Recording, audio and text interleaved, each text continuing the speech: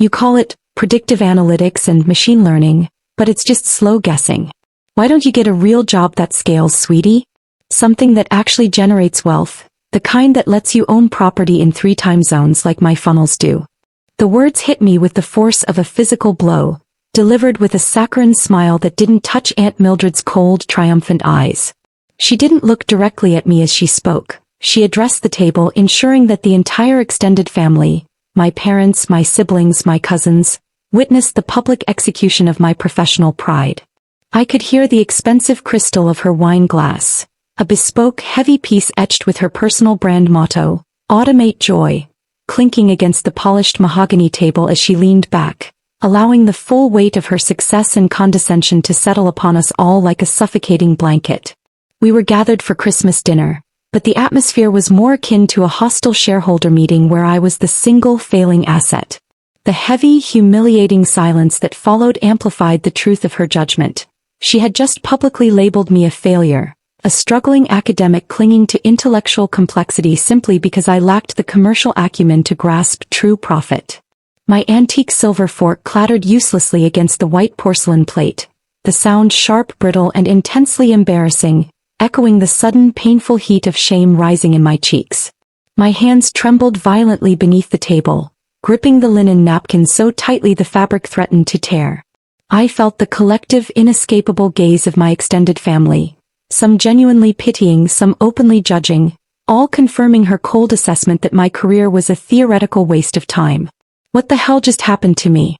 How dare she reduce years of specialized, rigorous effort, my entire professional identity, to a frivolous hobby, because it doesn't fit her narrow, money-obsessed definition of success.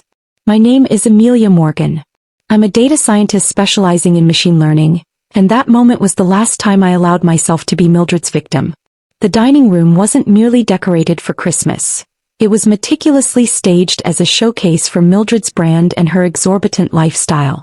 Every detail, from the oversized, glittering centerpiece of imported flowers to the customized linen napkins embroidered with her initials, screamed of excessive automated wealth and control. The Mildred method. Live your best automated life. Her wealth, built on selling dubious online courses, high-pressure coaching packages, and the highly marketable illusion of passive income, felt intensely oppressive and morally hollow. She had spent the first hour of the dinner systematically cornering me, asking pointed, seemingly innocent questions about my modest freelance income, my client pipeline, and the necessity of my advanced degrees, all under the guise of familial concern. She was meticulously mining for the ammunition she would later deploy. When the conversation inevitably turned to my specialization, developing complex machine learning models for predictive risk analysis and infrastructure, she saw her opening and pounced with predatory speed. The mockery was calculated and chillingly precise, designed to inflict maximum emotional damage by hitting my deepest insecurity, financial stability. She contrasted my slow, methodical research with the instantaneous, massive scale of her conversion funnels, implying I was simply too slow and too poor to matter. I felt the blood drain from my head, a searing heat that was a painful mixture of initial embarrassment and rapidly crystallizing glacial fury. I focused desperately on steadying my breathing, trying to project an aura of unbothered professionalism, forcing my lips into a thin, tight smile. But inside my core was shaking with suppressed, toxic rage. I forced myself to meet her gaze for one brief, searing second, and saw only the cruel, smug pleasure of dominance, a confirmation that this was intentional. In that moment, the superficial familial bond was utterly and irrevocably severed. I knew I had to endure the rest of the meal, but a cold, hard knot of resolve, heavier and more dangerous than any shame, tightened in the pit of my stomach. I would not seek petty confrontation.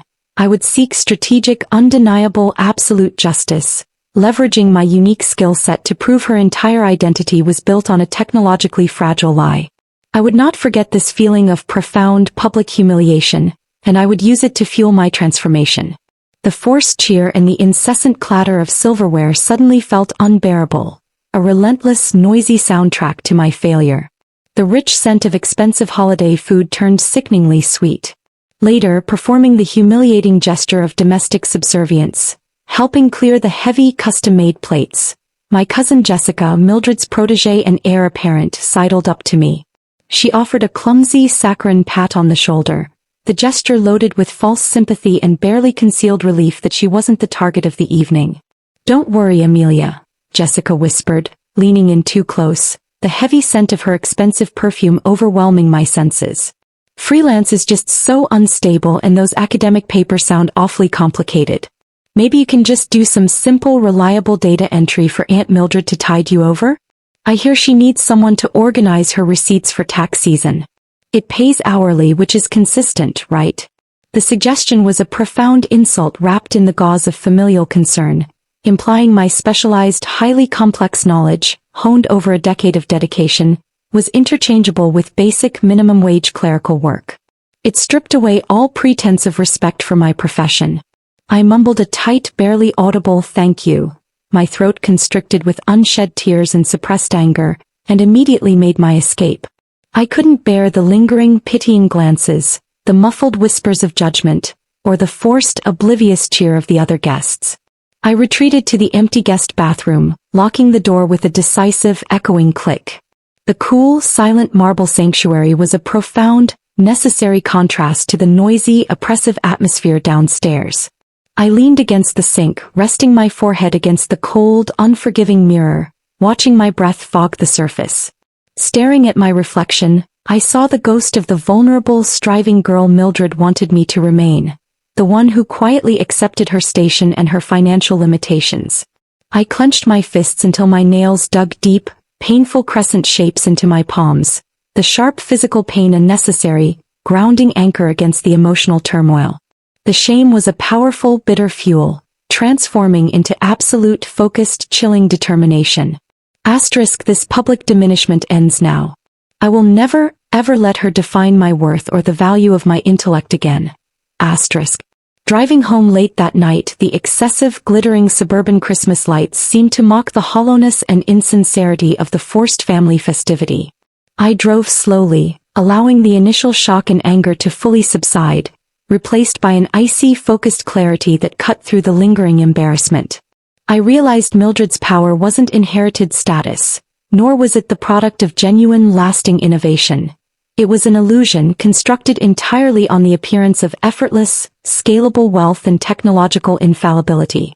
Her true vulnerability wasn't financial or personal gossip. It was structural, hidden deep within her infrastructure.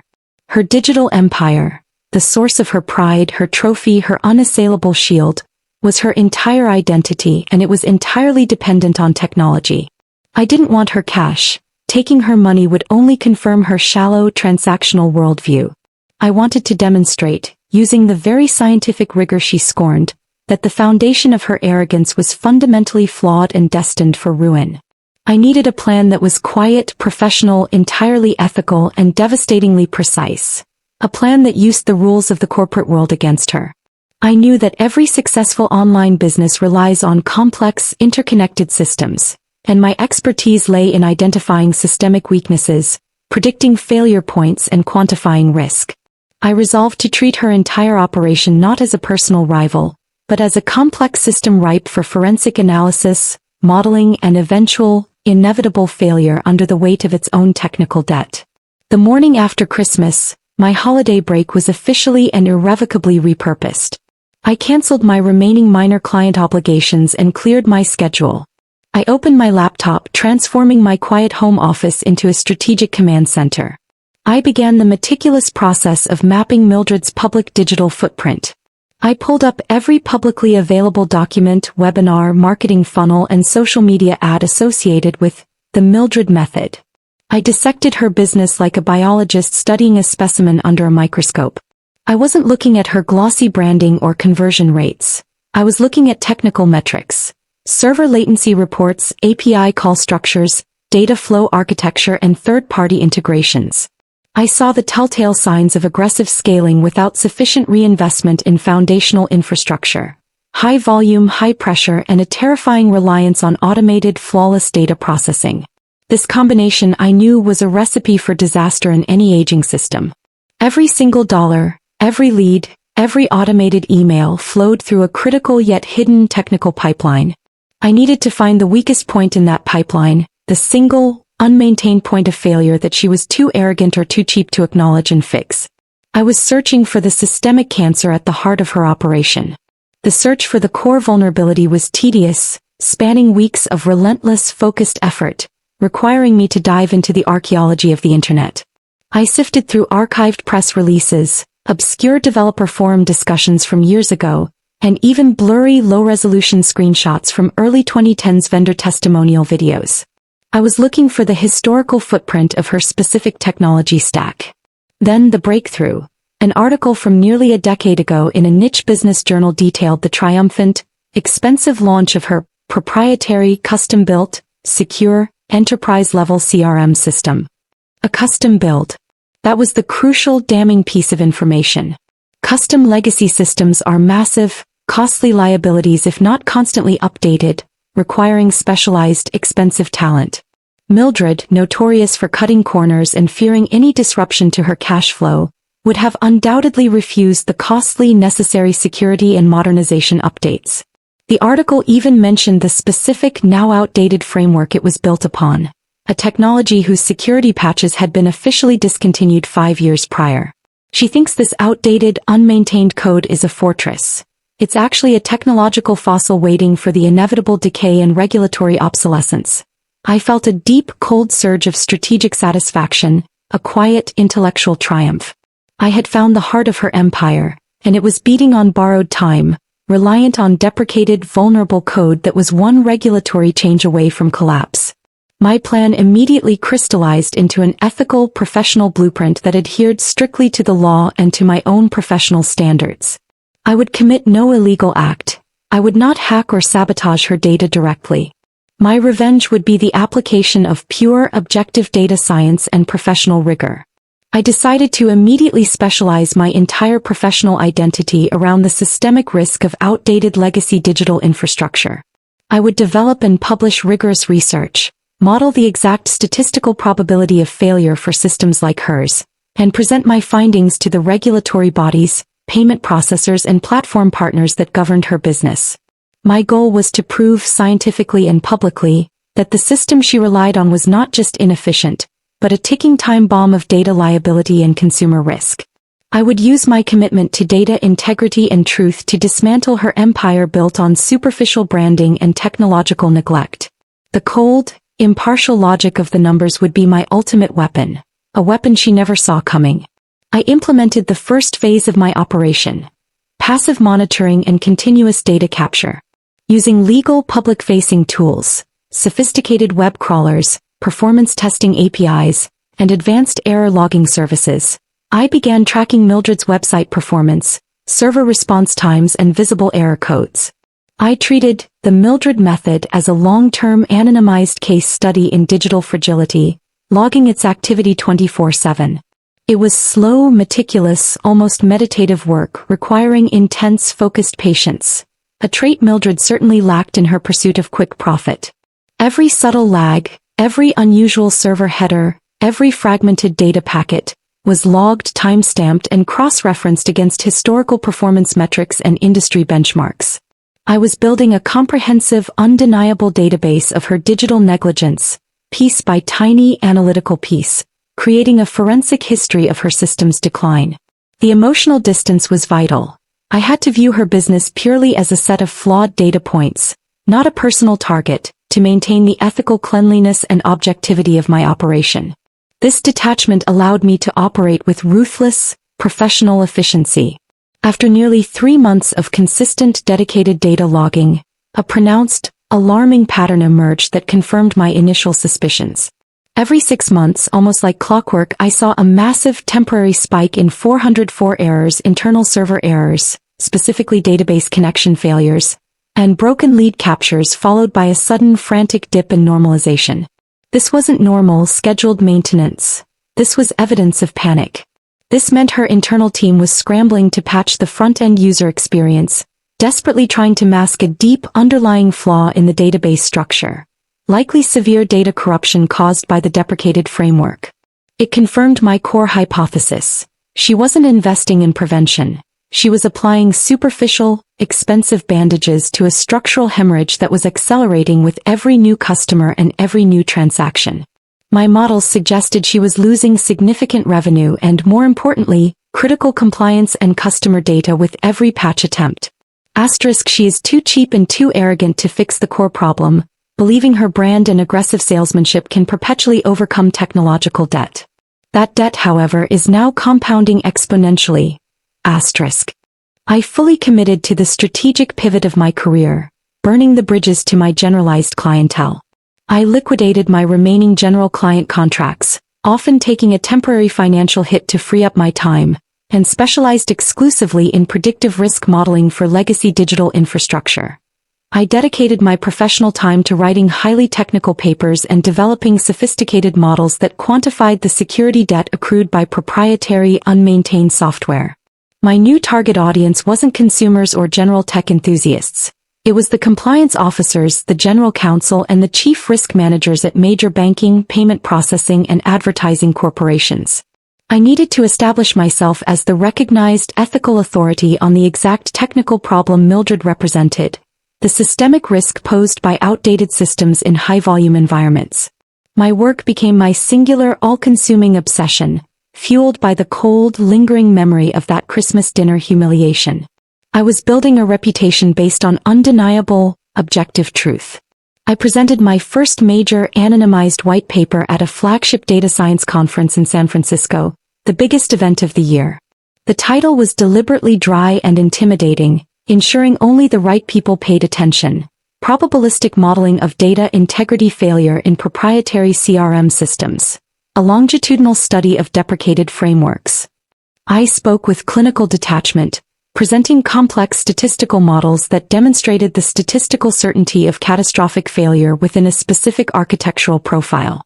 The room was packed with serious, cautious professionals who understood the gravity of data liability in the post-GDPR and CCPA world. I earned quiet, intense respect from the people who controlled the real levers of the digital economy, the institutional risk managers. Every statistic, every warning about accrued technical debt, every data visualization I presented was a direct, unseen indictment of Mildred's flawed system, disguised as objective academic theory. The applause was measured, but the subsequent networking was intense and immediate.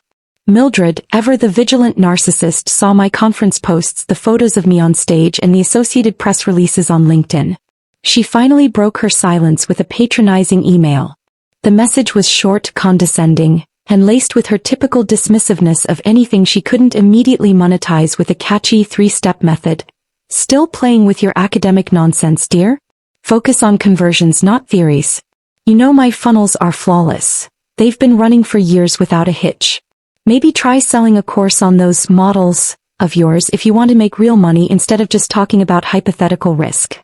I felt a deep, cold surge of focused satisfaction. Her contempt was the perfect defense mechanism. It was blinding her completely to the true existential nature of the threat. She saw me as a minor intellectual annoyance, still stuck in the theoretical realm, utterly unaware that I had just presented the technical roadmap to her eventual downfall to hundreds of her potential regulatory auditors and payment partners. Asterisk, she thinks I'm still playing small, chasing grants and publishing papers. She has no idea I'm using her own infrastructure as the perfect live-action illustration of my thesis on the cost of technological negligence. Then the external environment shifted dramatically, handing me the perfect, unavoidable catalyst. A major, publicly embarrassing data breach involving a competitor. A company that also used proprietary, outdated infrastructure for lead management, rocked the financial tech world. The news was catastrophic, involving millions of compromised customer records and massive, immediate regulatory fines levied in Europe. Panic ensued across the industry. Payment processors, ad networks, and major banking institutions globally started scrambling, tightening their security compliance requirements overnight to avoid being the next liability headline. Suddenly, my niche academic research wasn't theoretical. It was the immediate, urgent, and necessary solution to a multi-billion-dollar crisis. My phone didn't stop ringing for 3 days with inbound inquiries from legal firms and compliance departments. The regulatory storm is here, driven by fear and liability, and I am the only person who holds the detailed map and the analytical models to navigate the fallout. I leveraged the industry panic to track down a former senior developer who had worked on Mildred's initial CRM implementation nearly a decade ago. It took weeks of careful, targeted networking and cross-referencing old employee directories. I approached him gently, framing my questions around the general historical challenges of maintaining that specific generation of software, appealing to his professional pride and technical frustration over working on obsolete systems. He was initially hesitant, bound by rigorous NDAs, but eventually his professional conscience and his technical annoyance took over. He revealed that the system was built on a code library that had been officially deprecated for years and, crucially, that Mildred had personally vetoed several critical non-negotiable security updates over the years, deeming them an unnecessary cost that would slow down the sales cycle and disrupt the funnels. His confirmation provided the last human piece of evidence I needed to validate my statistical model, the smoking gun of willful documented negligence directly attributed to Mildred's greed. The professional validation was swift, undeniable, and financially profound. I signed a massive lucrative consulting contract with a top-tier global e-commerce platform to help them vet their entire list of third-party vendors for compliance and security risk. This contract was more than money. It was strategic positioning at the highest level of regulatory enforcement. I was now actively working on the side of the institutions that held the regulatory and financial keys to Mildred's payment processing and advertising access. My professional reputation had transitioned from niche expert to essential industry gatekeeper, built on the very principles of integrity and rigor Mildred mocked. I was literally writing the new risk criteria that her entire business would soon be judged against. The irony was exquisite and cold. The hunter is now working directly for the gatekeepers, defining the standards by which the prey, Mildred's system, will inevitably be found wanting. I finalized my magnum opus, the full comprehensive report. This wasn't just a paper. It was a highly complex machine learning model that predicted the exact statistical point at which a system like Mildred's would fail, not just due to external hacking, but due to internal data corruption and compliance drift under new regulatory pressure. I built a detailed, academically rigorous report demonstrating the probabilistic certainty of catastrophic data failure within systems exhibiting the exact architectural profile of Mildred's CRM. The math was cold, objective, and chillingly precise, predicting a 98% probability of critical failure within the next quarter. I knew, based on my data logging, that her system was already statistically past its predicted point of failure, operating on pure luck. The final report was 150 pages of dense, unassailable, peer-reviewed evidence designed to withstand any legal challenge. Mildred, oblivious to the storm gathering in the compliance world, sent a frantic, vaguely worded email to the extended family distribution list, attempting to manage the narrative. She complained about minor, inexplicable technical glitches that had temporarily halted her sales and cost her a few days of growth, blaming server issues or infrastructure provider delays. She tried to project confidence and stability, vaguely mentioning a competitor's DDoS attack, but I knew the truth. My passive monitoring showed a cascade of internal database errors consistent with my model's predictions. Data integrity was failing. The system was starting to eat itself, corrupting critical customer records and dropping valuable leads. The statistical probability of failure was becoming a painful, expensive reality, and she was too deep in denial and too proud to address the core structural problem. She is hemorrhaging revenue and credibility, and she is desperately trying to blame external forces for her internal collapse, buying time that simply does not exist. I executed the preemptive strike to ensure maximum regulatory attention. I subtly released the most alarming non-proprietary technical summary of my report, the sections detailing the immediate liability risks and the high cost of maintaining obsolete systems, to two specialized high-authority tech blogs known for their deep readership among corporate compliance officers and financial regulators.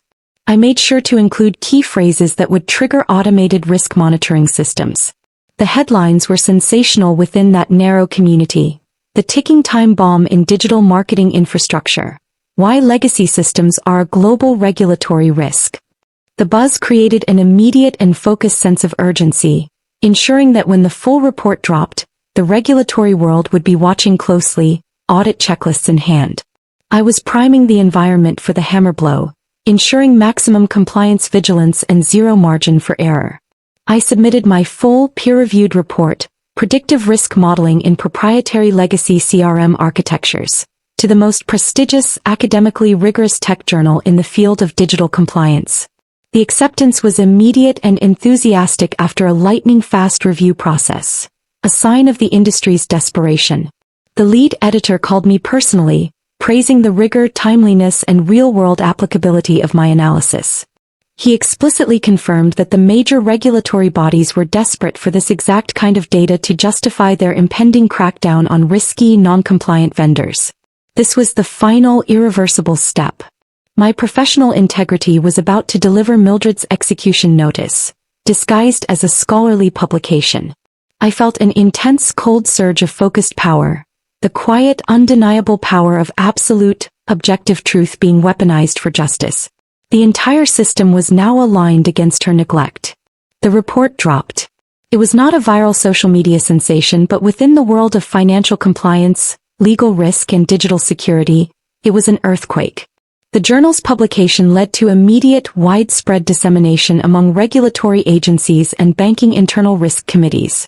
Compliance teams across the globe started running automated checks based on the precise architectural risk profile I had defined.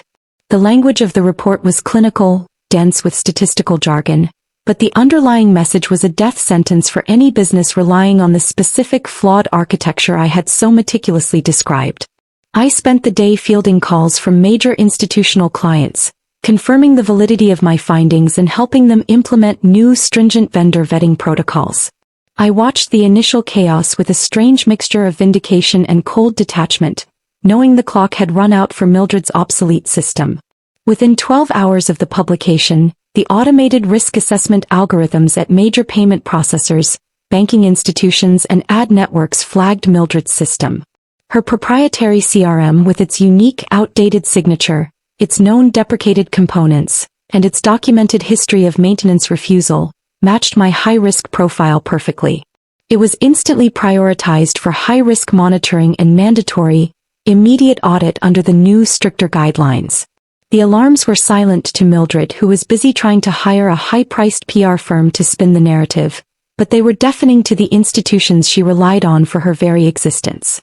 The bureaucratic wheels were now turning, unstoppable and impersonal, driven purely by the fear of massive financial liability and regulatory penalties far greater than any perceived profit. The first tangible consequence hit with brutal, quiet efficiency. Mildred's conversion funnels sputtered to a near halt. Payment processors, citing unspecified security and data integrity concerns, and requiring immediate, exhaustive, and impossible audits of her legacy system, began quietly limiting her transaction volume and holding substantial funds in mandatory escrow. Her automated income stream, the very thing she used to mock my slow guessing, dried up overnight.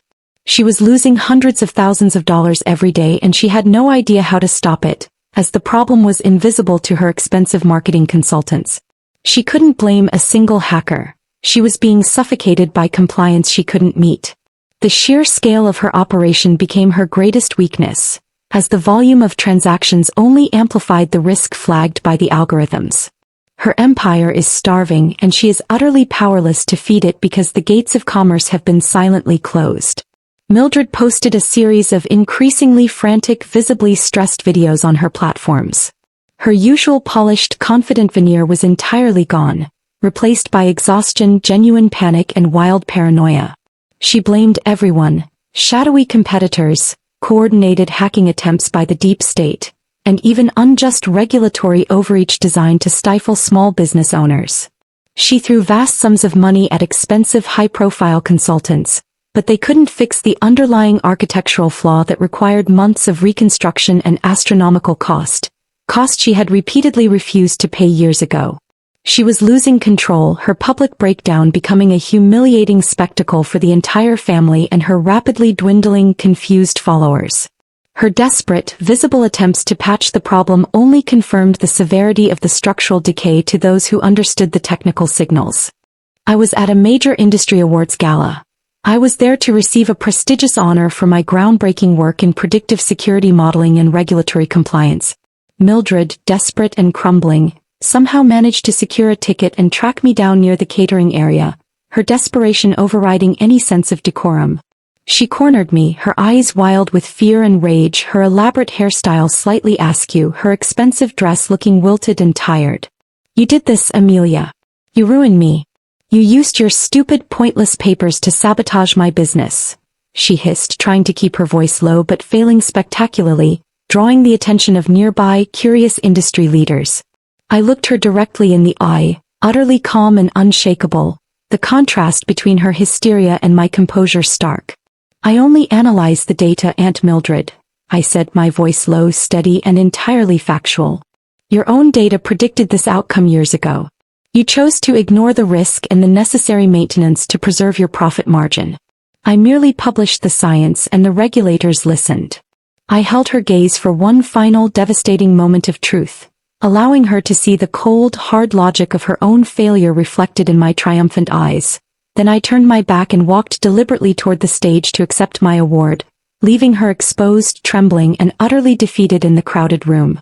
The final, fatal blow arrived 2 weeks later, delivered not by me, but by the impersonal, automated bureaucracy of global finance. Major advertising platforms, Google and Meta, and core financial institutions officially severed ties or placed severe, permanent restrictions on Mildred's entire business operations. The official reason was compliance failure. The failure to meet modern data security standards, the very standards my research had helped to define and enforce globally. Her digital empire, built on the illusion of stability and technological neglect, was rendered functionally useless. She was left with a massive, obsolete system and no legal or technical way to process payments or advertise to a mass audience. The humiliation was complete, public, and irreversible. Her funnels were dead. The system that was supposed to run itself had finally run itself into the ground, exactly as the models had predicted, leaving her financially isolated.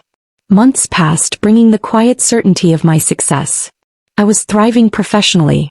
My consulting firm was now globally recognized and highly sought after, hired by major tech companies and financial institutions to prevent the exact systemic failures Mildred experienced.